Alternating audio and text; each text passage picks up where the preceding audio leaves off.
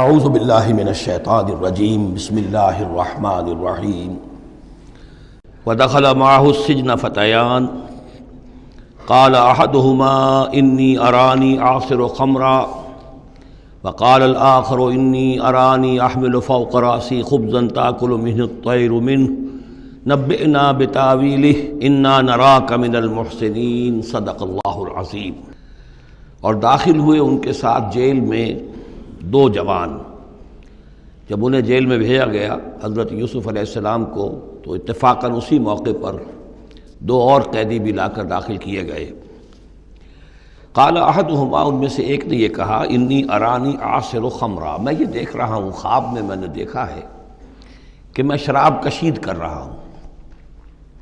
وقال الآخر، اور دوسرے نے کہا، انی ارانی احمل فوق رأسی خبزا، میں دیکھتا ہوں اپنے آپ کو کہ میں اپنے سر پر وہ روٹیاں اٹھائے ہوئے ہوں، تأکل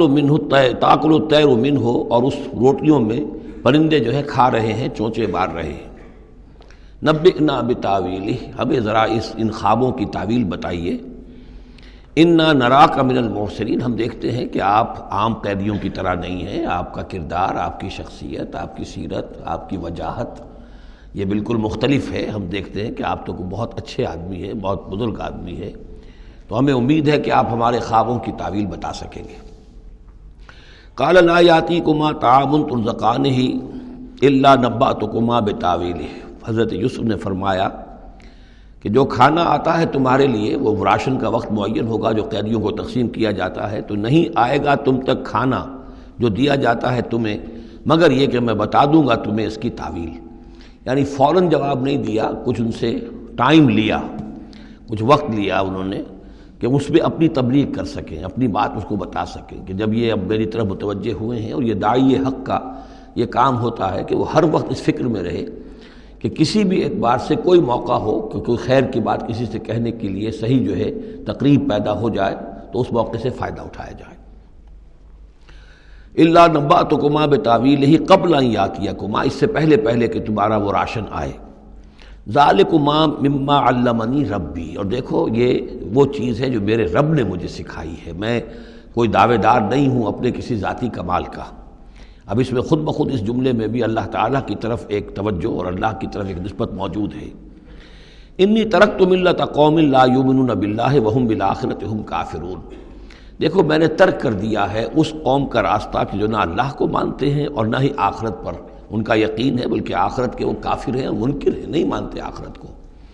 واتبعت ملت آبائی، اور میں نے پیروی کی ہے،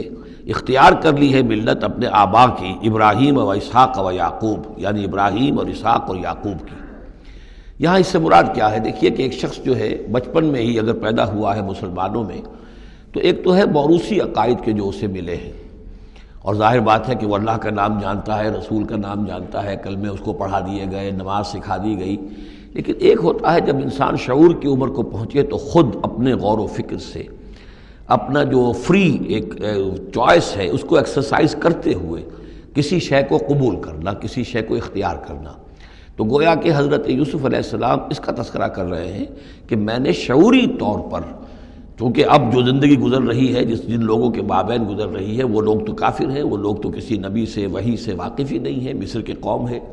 لیکن یہ کہ میں نے ان کے طریقے کو چھوڑ دیا ہے شعوری طور پر فیصلہ کر کے، میں نے شعوری طور پر اختیار کیا ہے اپنے آبا و اجداد، صرف اس لیے نہیں کہ وہ میرے آبا و اجداد ہیں، بلکہ اس لیے کہ ان کا راستہ میرے نزدیک صحیح ہے، عقل سلیم کے نزدیک جو ہے وہی معقول ہے۔ واتبعت ملت آبائی ابراہیم و اسحاق و یعقوب ما کان لنا ان نشرک باللہ من شیء، دیکھو ہمارے لیے یہ روا نہیں ہے کہ ہم اللہ کے ساتھ کسی بھی شے کو شریک کریں۔ ذالک من فضل اللہ علینا، یہ اللہ کا بڑا فضل ہے ہم پر، وعلی الناس، اور سب لوگوں پر۔ اللہ نے تو انسانوں کو اشرف المخلوقات بنایا، اور یہ کہ انسان جو ہے اللہ کے سوا کچھ اور چیزوں کو کہ جنہیں اللہ نے انہی کی چاکری کے لیے پیدا کیا ہے اپنا معبود بنا لے۔ ولیکن اکثر الناس لا یشکرون، لیکن اکثر لوگ شکر نہیں کرتے، شکر گزار نہیں ہوتے۔ یا صاحب السجن، اے میرے جیل کے دونوں ساتھیوں، ارباب متفرقون خیر ام اللہ الواحد القہار، خود غور کرو، کیا یہ بہت سے جو ارباب ہم نے بنا رکھے ہیں یا تم نے بنا رکھے ہیں، بہت سے دیوی دیوتا متفرق جدا جدا ہیں، یہ بہتر ہے یا ایک الواحد اب اللہ الواحد القہار، یا اللہ جو اکیلا ہے اور پوری طریقے سے چھایا ہوا ہے۔ ما تعبدون من دونہ الا اسماء سمیتموها انتم وآباؤکم، نہیں پوچھتے تم اس کے سوا دیویوں اور دیوتاؤں کو مگر یہ کوئی شے نہیں ہے، یہ کچھ نام ہے جو تم نے رکھ لیے ہیں، تم نے بھی اور تمہارے آباء و اجداد نے بھی۔ ما انزل اللہ بہا من سلطان، اللہ تعالیٰ نے ان کے لیے کوئی سند نہیں اتاری۔ ان الحکم الا للہ، اختیار مطلق صرف اللہ کا ہے، حکم دینے کا اختیار، فیصلے کا اختیار، قانون دینے کا اختیار صرف اللہ کا ہے۔ امر اللہ تعبدوا الا ایاہ، اور اس نے یہ حکم دیا ہے کہ اس کے سوا کسی اور کو مت پوجو، مت بندگی کرو۔ ذالک الدین القیم، یہی ہے دین سیدھا اور قائم اور دائم، ہمیشہ کا دین۔ ولکن اکثر الناس لا یعلمون، لیکن اکثر لوگ علم نہیں رکھتے۔ یا صاحب السجن، اے میرے زندان کے دو ساتھیو، اما احدکما فیسقی ربہ خمرا، تم میں سے ایک جو ہے وہ تو اپنے آقا، رب کا لفظ آیا ہے بادشاہ کے لیے، اپنے آقا کو، بادشاہ کو شراب پلائے گا۔ یہ پہلے بھی ایک شخص تھا، ساقی تھا یہ بادشاہ کا، لیکن یہ کوئی اس کے اوپر الزام لگا، اس الزام میں اس کو جیل بھیج دیا گیا، لیکن اس کے بعد یہ بری ہو گیا، ری انسٹیٹ ہو گیا اپنی پوزیشن پر، اور اس کی خبر دے دی حضرت یوسف علیہ السلام نے اس کے خواب کے حوالے سے کہ عاصر و خمرہ، میں دیکھ رہا ہوں کہ میں شراب کشید کر رہا ہوں، تو آپ نے اس کی تعویل یہ کی کہ تمہارے خواب کا مطلب یہ ہے کہ تم رہائی پا جاؤ گے، اور پھر تم اپنے بادشاہ کے پاس جا کر، آقا کے پاس وہی خدمت جو ہے ساقی گری کی تم کرو گے۔ وَأَمَّا الْآخَرُ، اور جو دوسرا ہے، فَيُسْلَبُ، اسے سولی دے دی جائے گی۔ فَتَأْكُلُ الطَّيْرُ مِنْ رَأْسِهِ، تو ظاہر بات ہے سولی جن کو چڑھا دیا جاتا تھا تو پرندے جو ہیں پھر ان کی جو وہ کھوپڑیاں ہیں اس میں آ کے چونچے مار کے، اور پھر جو دماغ کا گودا ہے اس کو وہ کھاتے تھے۔ تو فرمایا کہ وہ پھر تَأْكُلُ الطَّيْرُ مِنْ رَأْسِهِ، جب وہ سولی پر چڑھا ہوا ہوگا تو پرندے آئیں گے اور اس کی کھوپڑی میں چونچے مار کے اس کے سر میں سے کھائیں گے، بھیجا کھائیں گے۔ قضی الامر الذی فیہ تستفتیان، فیصلہ کر دیا گیا اس معاملے کا جس کے بارے میں تم دونوں نے فتویٰ مانگا تھا، رائے پوچھی تھی۔ وقال للذی ظن انہ ناج، اور حضرت یوسف نے کہا اس شخص سے جس کے بارے میں ان کا گمان تھا کہ یہ نجات پا جائے گا، رہائی پائے گا، چلا جائے گا، منہما، ان دونوں میں سے، اذکر افنی عند ربک، کبھی میرا ذکر کرنا اپنے رب کے پاس، اپنے آقا، اپنے مالک، اپنے بادشاہ کے پاس میرا بھی ذکر کرنا کہ ایک شخص ہے، بے گناہ ہے، اور اس طریقے سے جیل میں اس کو ڈال دیا گیا ہے۔ فانساہ شیطان ذکر ربہ، تو شیطان نے بھلائے رکھا اس شخص کو اپنے بادشاہ کے پاس حضرت یوسف کے ذکر کرنے کو۔